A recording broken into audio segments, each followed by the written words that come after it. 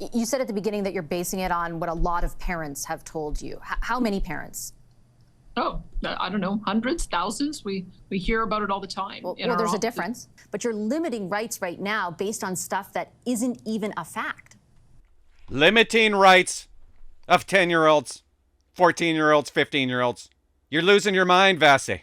They have rights? No, they don't. The parents own them. I never know how to start these things. Subscribe? That's all I want is your subscription? Danielle Smith is talking to Vassie. And you know I like Vassie, right? She's my TV crush. She blows it. She completely blows it. I'm watching this. I couldn't stop watching it, and I'm getting angry. Vassie, if you're watching this, just turn it off. I don't want you to hear what I'm about to say about you. I honestly don't know if she was trying to play devil's advocate or if she actually believes in what she was saying.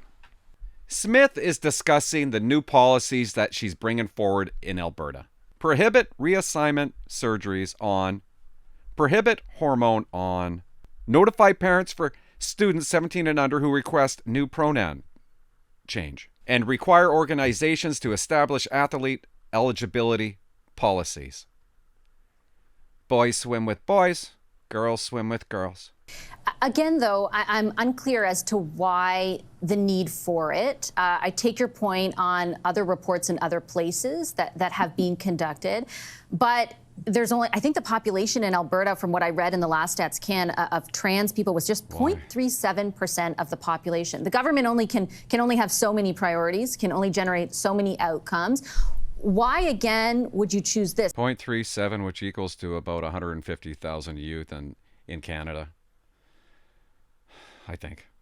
Well, I think families and parents want to know what's going on with their kids. That's kind of where it began. We have a lot of parents who got in touch with us, concerned about what was being taught in schools. And so one of the aspects that we're doing is making sure that parents have an opt-in on sexual orientation, sexuality, and gender ideology classes so that they can either opt their kids into it or at least be able to have a conversation with them when they come home. We also know that the beginning of transition happens with social transition. And we think it's important that if there's a formal name change or a formal pronoun change, that parents aren't the last to know. Parents also need to be included in that decision so that they can help and support their child every step of the way. I'd like to know. In addition, we know that these are really complex issues with kids. We want to make sure that they've got appropriate mental health support, counseling support, so that they don't make a decision prematurely that might impact their fertility or impact their personal health for the rest of their lives. I can't believe the world's gotten to this. So we want to make sure that kids are making these decisions when they're mature enough to be able to make them. You said at the beginning that you're basing it on what a lot of parents have told you. How many parents? Oh, I don't know, hundreds, thousands. We hear about it all the time. Well, there's a difference. Fair enough. I mean, there's enough concern out there that we have heard about it in town halls. We hear about it in letters that come into our offices. We hear about it in the meetings that we have. And so this is the reason why we need to act on it. When you have decisions that are being made that could affect a child's health, we believe that they need to make those as adults. And that's part of the reason for why we're moving ahead on this. You got that right. Just to respectfully challenge the decisions and the scope of them, according to information from your own government, there were only 8 gender-affirming top surgeries for youth in Alberta between January 22 and February 2023. There were nearly 2,700 total claims for non-surgical interventions over the same period, but your government... 2,700 sounds like a pretty big number to me.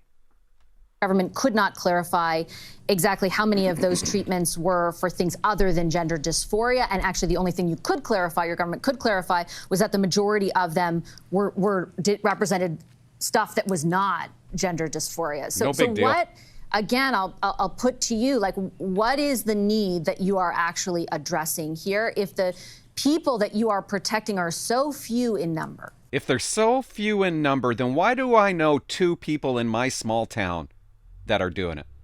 Youth. Why do I know that when I know nobody here? So few. Why are there gender neutral bathrooms in the high school? So few. Why would we do all those things if it's really not even an issue? Tampons in guys' washrooms? Those are the questions you should be asking. If it's so few, then why all of a sudden is it an issue?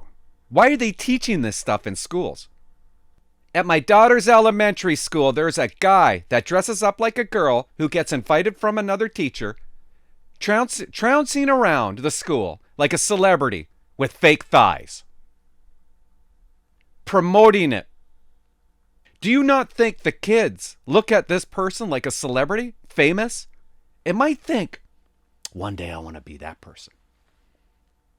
Danielle Smith is trying to put a stop to this. Well, I can tell you, Kelly was one of the individuals who came to us today, and she spoke with us, and she's an individual who transitioned to male as an adult, realized that it was not the right decision for her, and transitioned back, and she's now created a detransitioning organization to help others do so. And she said, if I was unclear and uncertain at age 37, how's a 10-year-old supposed to know this? 10-year-old, 14-year-old, they're like, duh, like, dumb as can be. They don't have a clue. Like if my kids came up to me and said, Dad, I want to be Santa today. I'm going to go to school. I'm going to be Santa. It's June. No, Dad, I identify as Santa now. I'd be like, get your down in your room, and you're not coming out until you think differently.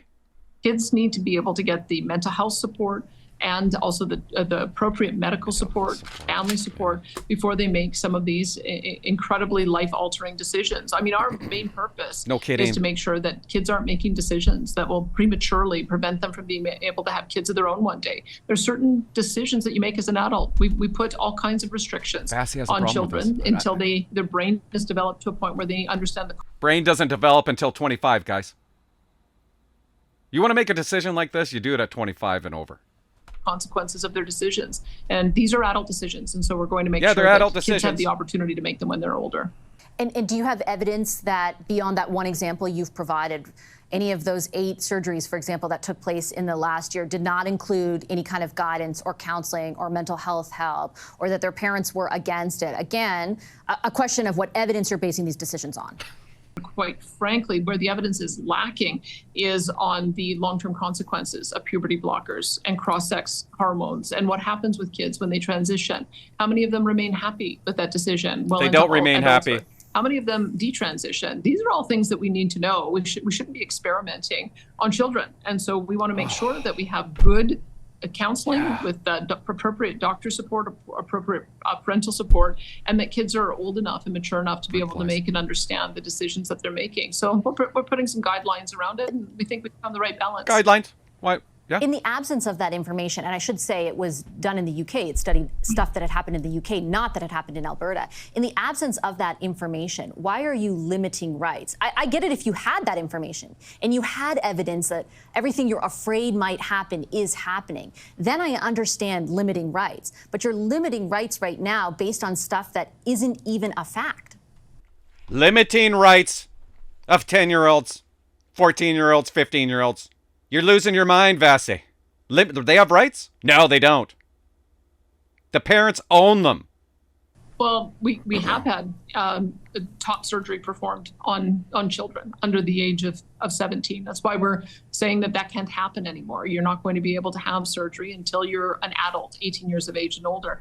We have 2,900 kids who are on hormone therapy for one reason or another, and we frankly need to have more information about what that is all about. That's part of what we're going through to make sure that we understand which kids are getting what treatment, and whether or not it is at an age that is appropriate for them, so that it doesn't have long-term consequences. The fact of the matter is there hasn't been very good long-term surveys on what has happened, what the consequences are of being on these very powerful drugs at a very young age, and we think that work needs to be done. And I think that the point you make is fair. If, for example, you find of those 2,900 people that 2,800 of them are on these things for gender dysphoria, and that the long-term impact conclusively is detrimental to them, then enacting a policy to address that may or may not limit rights makes sense. But you don't have any of that information. You don't even know, as a government, how many of those 2,900 people got that treatment for gender dysphoria, and yet you're making a policy based on what? A fear? Well, but that's not normally how medical science works. We don't conduct experiments and then when it causes enough harm, change it afterwards. It's actually in medical science, you're supposed to do the examination beforehand, have good clinical research before you start making these kinds of experiments with young people. The consequences are serious. If you don't go through puberty, you can't have children. And that is something that we believe you have Mic to drop. be able to be old enough to even understand what that means before you make a decision like that. I honestly don't get what Vassie is doing. She's talking about studies. We need a study. She's talking about limiting kids' rights. A study. We need a study? That's like saying, let's give a 14-year-old some DMT. There's no study on how it's going to affect them. You don't want to limit his rights. Sometimes things are just common sense. How dare you? How dare you not give him DMT? There's no study that says he can't, it's going to harm him. I honestly, I can't believe that Vassie thinks it's so, has a problem with stopping with what we're doing in Canada to these kids. These kids are doing it. It's catching on. It's popular. That's why they're doing it. They teach it in the schools. They encourage it. And a lot of it has to do with kids growing up and they're going to end up being gay, or they are gay. Mom, I feel like more of a boy. Why? Because I like girls.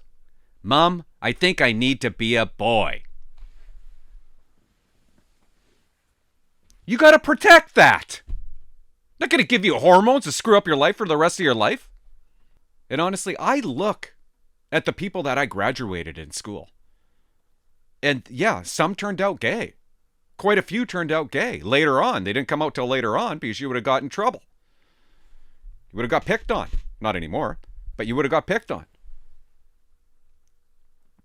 And I don't know one that has changed their identity. But we're doing it now. It's the cool thing to do. What's that?